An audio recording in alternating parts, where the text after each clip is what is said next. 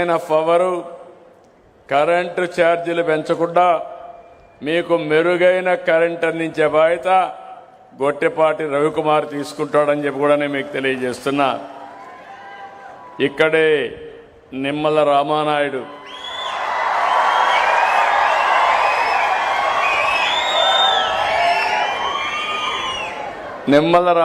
మీరు చూస్తే మామూలు ఎన్ని పదవులు వచ్చినా ఎల్లో షర్ట్ మాత్రం వదిలిపెట్టాడు. పెళ్ళప్పుడు కూడా ఎల్లో షర్టే ఉంటుంది. రెండోది సైకిల్ కూడా వదిలిపెట్టాడు. ఎక్కడికి పోవాలన్నా కారులో పోయే అవకాశం ఉన్నా సైకిల్ మీద తిరుగుతూ సామాన్య ప్రజల్లో ఒక్కడుగా నిరంతరం పనిచేస్తున్నటువంటి రామానాయుడు గారు, ఆయనకు ఒక పెద్ద బాధ్యత అప్పచెప్పాం. భవిష్యత్తులో నీటి సమస్య లేకుండా తాగడానికి, వ్యవసాయానికి, ఇండస్ట్రీకి నీళ్లు ఇచ్చే బాధ్యత ఆయన చేయాల్సిన అవసరం ఉంది. ఆ బాధ్యత అప్పచెప్పాం. ఇక్కడే ఎమ్మెల్యే పక్క నర్సాపురం ఎమ్మెల్యే గౌరవనీయులు బొమ్మిడి నారాయణ నాయక్ గారు ఒక వెనుకబడిన వర్గాల నుంచి వచ్చారు. మన జనసేన పార్టీ నుంచి వచ్చారు. వారు కూడా రాత్రింబగళ్ళు పనిచేస్తారు. వాడికి కూడా మనస్ఫూర్తిగా స్వాగతం. అదే మరి గౌరవ శాసనసభ్యులు ఉన్నారు. గౌరవ శాసనసభ్యులందరికీ, చైర్మన్లు ఉన్నారు. చైర్మన్లందరికీ, ప్రజాప్రతినిధులందరికీ, ఇంకొక పక్క అధికారి honourable special chief secretary commissioner of revenue Shri Jayalakshmi గారు, జిల్లా కలెక్టర్ నాగవాణి గారు, ఇంకో పక్క నా పక్కనే ఇద్దరు బెనిఫిషరీస్ కూర్చోబెట్టుకున్నాను.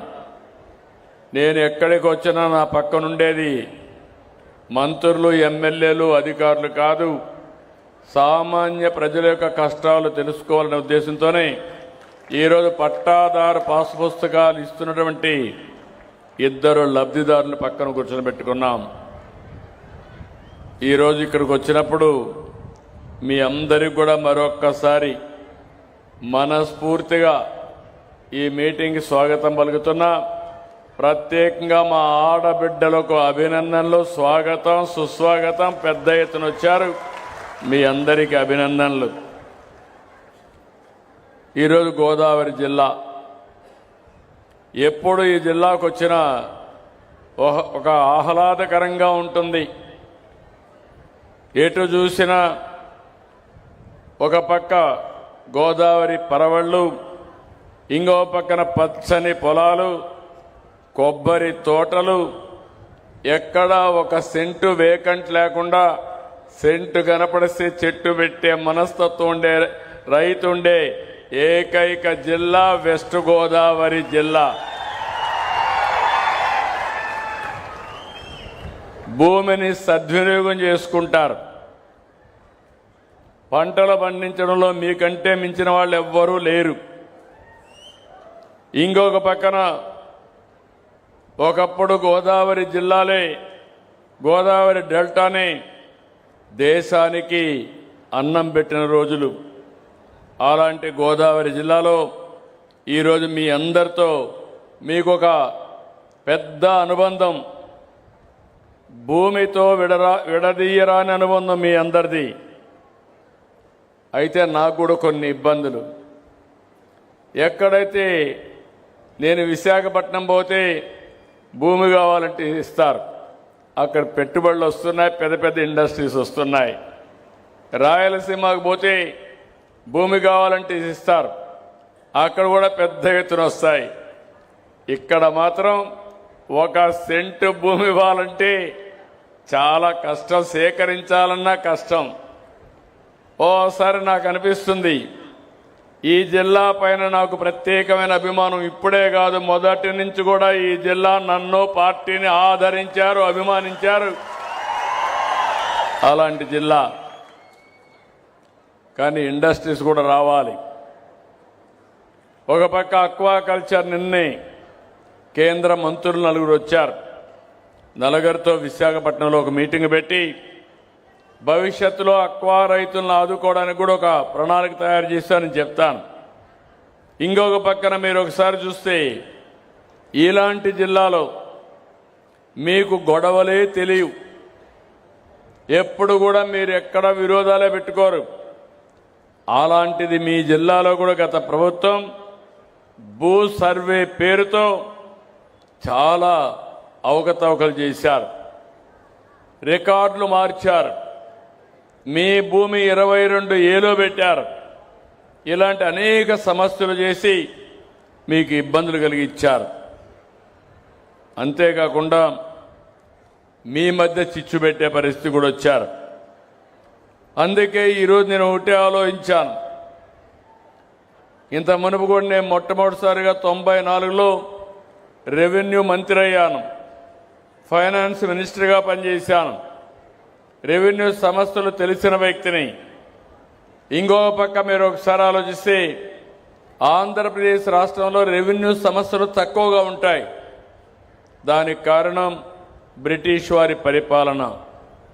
ఆ రోజు బ్రిటిష్ వారి పాలనలో మీరు చూస్తే ఎక్కడికక్కడ విలేజ్ కరణం పెట్టేవాళ్ళు, మున్సిపల్ని పెట్టేవాళ్ళు, రెవెన్యూ కలెక్ట్ చేసేవాళ్ళు, అదే మరి ఎప్పటికప్పుడు జమాబందీని నిర్వహించేవాళ్ళు.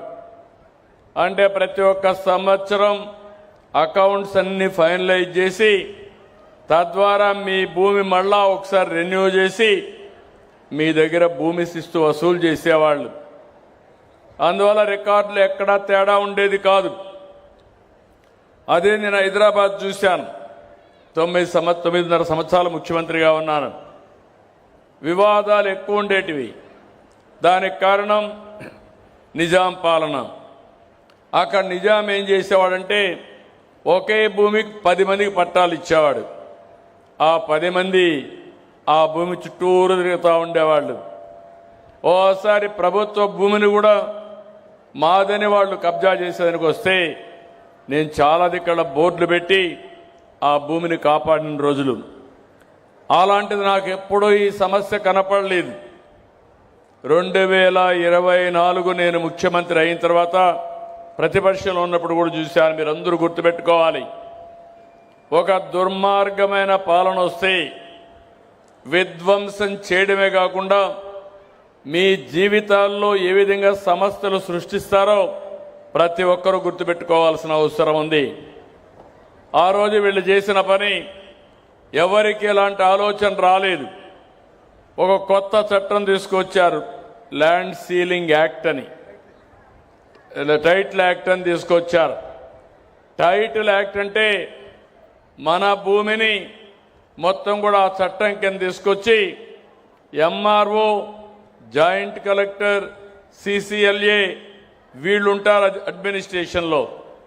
అట్లా కాకుండా ఆనాటి ముఖ్యమంత్రి ఆయన అనుకున్న వ్యక్తులనేసి మొత్తం కలిసి చూస్తే ప్రైవేటు వ్యక్తుల్ని, రిటైర్డ్ వ్యక్తుల్ని పెట్టాలని ప్రయత్నం చేశాడు. అంటే ఈరోజు మనం ఇంకొక పక్కన మన రికార్డులు ఉండవలసిన స్థలం ప్రభుత్వ ఆఫీసుల్లో ఉండాలి. కంప్యూటరైజేషన్